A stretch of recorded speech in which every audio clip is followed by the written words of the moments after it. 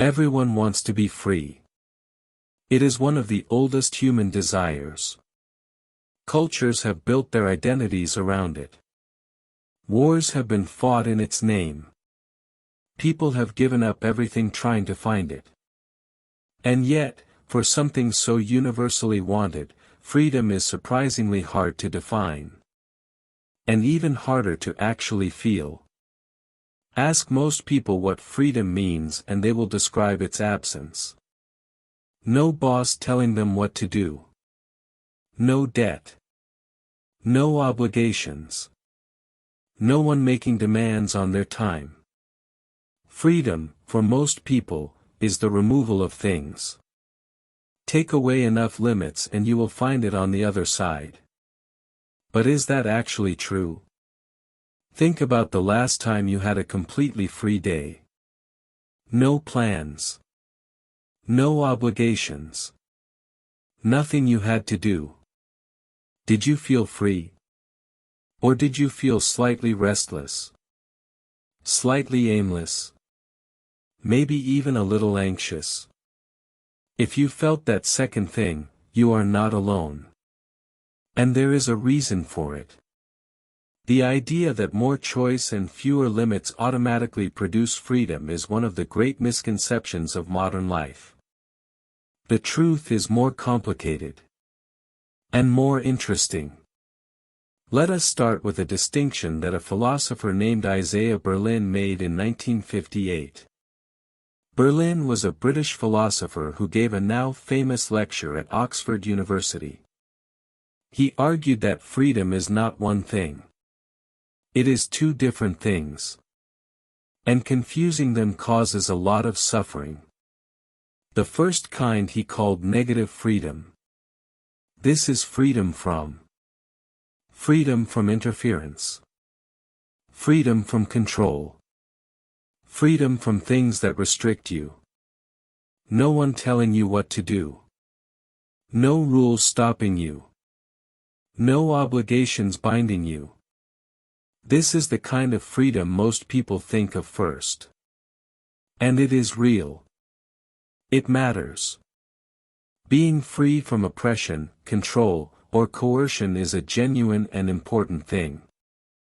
But Berlin said there is a second kind of freedom. He called it positive freedom. This is freedom to. The freedom to actually direct your own life. To make meaningful choices. To become who you want to become. To live in line with your own values. The difference is this. Negative freedom removes obstacles. Positive freedom builds something. You can have complete negative freedom, no one stopping you, no rules, no demands, and still feel deeply unfree. Because you have no direction. No sense of what you are building. No ability to actually use the openness around you. A blank page with no rules is not automatically freedom. It can also be paralysis. This is what a psychologist named Barry Schwartz explored in his book The Paradox of Choice. Schwartz studied how people behave when they are given more options. His research showed something that seems backwards at first. The more choices people have, the less satisfied they tend to be. Not more satisfied. Less. When a supermarket offers 6 varieties of jam, people buy more and feel better about their purchase. When it offers 24 varieties, people buy less and feel worse even when they do find something. Too many choices produce decision fatigue. They produce what Schwartz calls the paralysis of analysis. And they produce regret. Because with 24 options, the one you did not pick is always haunting the one you did. Schwartz argued that the modern world has given people more choices than any humans in history.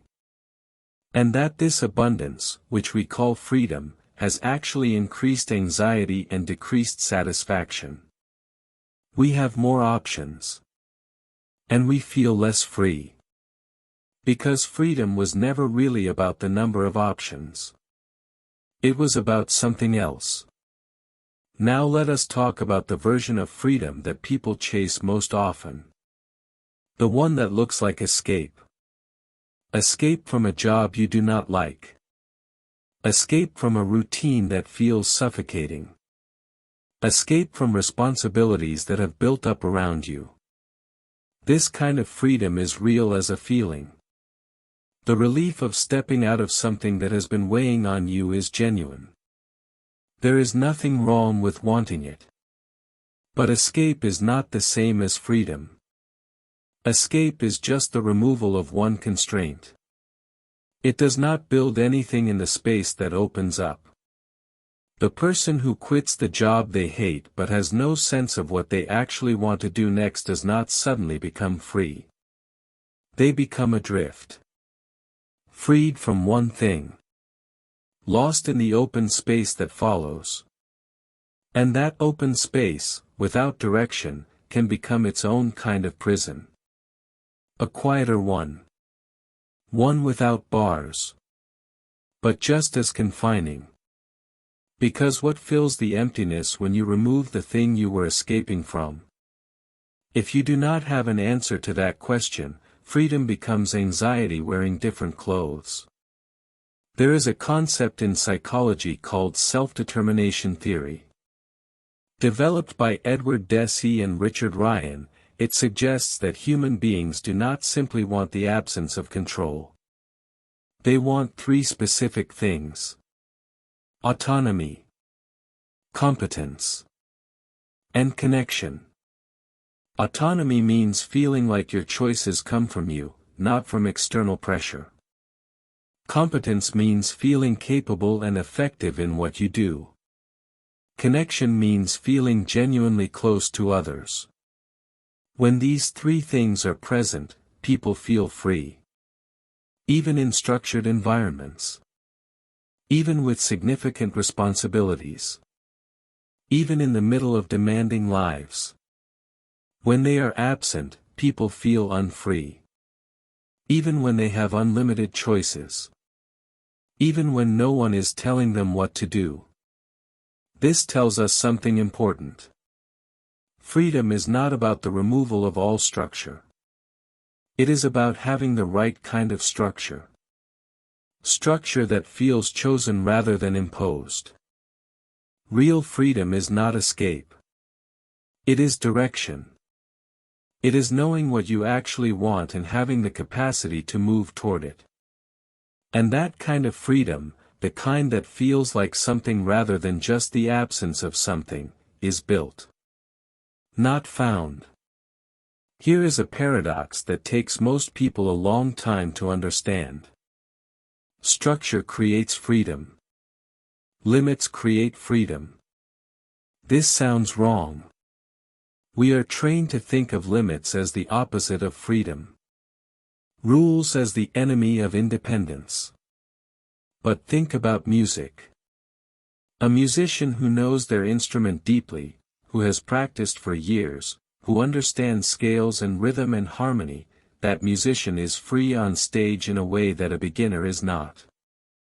The beginner has fewer rules. But they are also less free. Because they cannot actually do what they can hear in their heads. The gap between intention and ability is too large. The musician with discipline and structure can express exactly what they feel. They are not limited by their instrument. They are liberated by their mastery of it. Think about language. You are listening to this video and understanding it. That understanding comes from years of learning words, grammar, and structure. All of that structure, all of that constraint, gave you the freedom to understand and express complex ideas. Without the structure of language, there is no communication. Without communication, real connection with another human mind is not possible. The rules of language, which feel like limits, are actually what make freedom of thought shareable. The same is true in almost every area of life. The person with financial discipline is free to make choices without fear. The person with no financial structure is controlled by every bill, every surprise, every shortfall. The person with clear values is free to decide quickly what matters to them. The person with no values is pushed in whatever direction the moment dictates. The person with strong relationships is free to take risks and recover from failure. The person with no real connections carries every difficulty alone. Structure, discipline, values, and limits are not the enemies of freedom. They are what freedom is built from. We explored this in the Discipline series. Jocko Willink argued that discipline equals freedom. And the more you sit with that idea, the more true it becomes. Not because discipline feels like freedom in the moment. It often does not. But because what discipline builds, over time, is the capacity to actually live the life you want. Without being constantly pulled around by impulse, fear, or circumstance. There is also something worth understanding about how people relate to freedom in different cultures. In many Western countries, freedom is understood as an individual value. Your right to make your own choices, live your own life, answer to no one but yourself. The ideal is the self-made person. The independent spirit. The one who needs nothing and no one. In many other cultures, freedom is understood differently. Not as independence from others but as deep belonging within a community. The freedom that comes from knowing your place, your people, your purpose within a larger whole. The relief of not having to figure everything out alone. The security of being held by something larger than yourself. Neither of these is wrong. They are genuinely different experiences of what it means to be free. But both point to the same underlying truth. Real freedom is not empty space. It is the experience of living in alignment. With yourself. With your values. With the people and things that actually matter to you. That feeling, alignment, is what people are actually looking for when they say they want to be free. Not chaos. Not the absence of everything. But the presence of something that feels right. Something that feels like, this is where I belong. This is what I care about. This is who I am. Now, here is a question worth sitting with honestly. In your own life, where do you feel most free? Not the moments with the fewest rules or the most options. But the moments where you feel most like yourself. Most present. Most in flow. For most people, those moments have something in common.